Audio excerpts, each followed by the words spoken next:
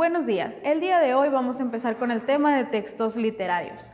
En primer lugar, los textos literarios se caracterizan porque utilizan recursos lingüísticos. Son textos donde el autor expresa emotividad de la realidad en la que vive y busca llamar la atención de los lectores mediante la manera de decir las cosas. Dentro de los textos literarios existen 4 géneros. Está el lírico, el narrativo, el dramático y el didáctico. En el primero, que es el lírico, habla el autor de una manera yo lírico. Ejemplos son égloga, elegía, oda y sátira, que son géneros de diferentes poemas. En el segundo género, que es el narrativo, habla el autor como el narrador y los personajes. Por ejemplo, una novela, un cuento, una leyenda o una epopeya. Después se encuentra el género dramático. En el género dramático hablan los personajes como actores. Está la tragedia, la comedia y el drama. Por último, en el género didáctico habla el autor de una manera real, por ejemplo, en una fábula, en una epístola, en un diálogo o en un ensayo. Dentro de los textos literarios hablábamos del género que se refiere a los poemas. Dentro de los poemas se encuentra la interpretación de figuras retóricas en ellos.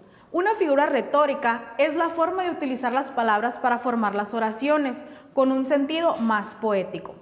Por ejemplo, está la personificación. Esta figura retórica se refiere a atribuir propiedades humanas a algo que no las tiene. Por ejemplo, los árboles lloran sus hojas en el otoño. ¿Esto a qué se refiere? Los árboles no lloran literalmente sus hojas, sino que se caen. A esto es donde se le está atribuyendo una propiedad humana a un árbol, cosa que no la tiene. La segunda figura retórica es el símil o la comparación. Este consiste en comparar un término real con otro imaginario que se asemeje en una cualidad. Por ejemplo, sus manos son suaves como el terciopelo. Otra de las figuras retóricas es la metáfora. Uno de los términos se usa en sentido literal y el otro en sentido figurado. Por ejemplo, sus manos son de terciopelo. El sentido literal son las manos y el sentido figurado, el terciopelo. Estas dos son muy parecidas, sin embargo, hay algo que los diferencia, que es la estructura de la comparación.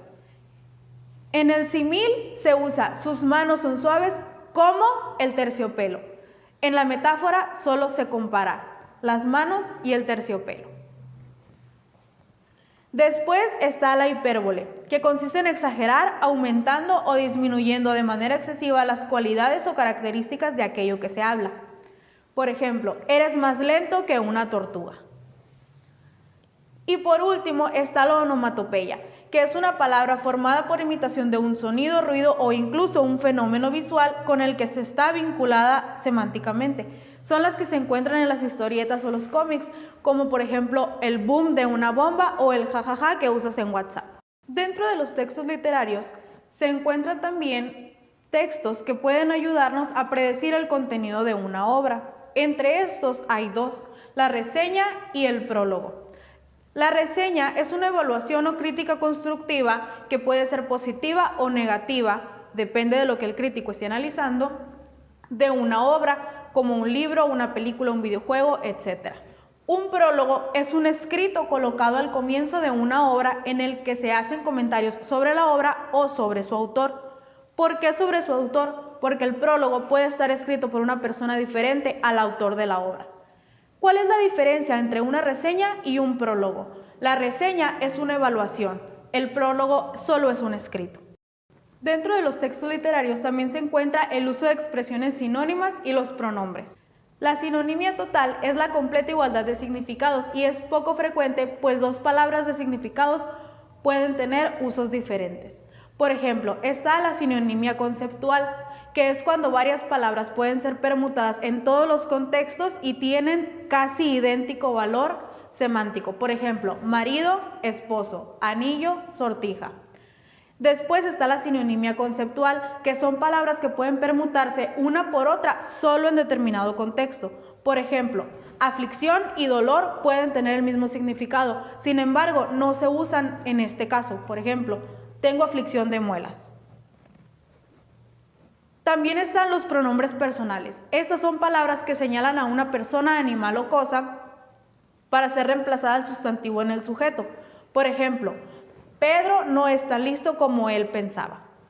Él está sustituyendo a Pedro.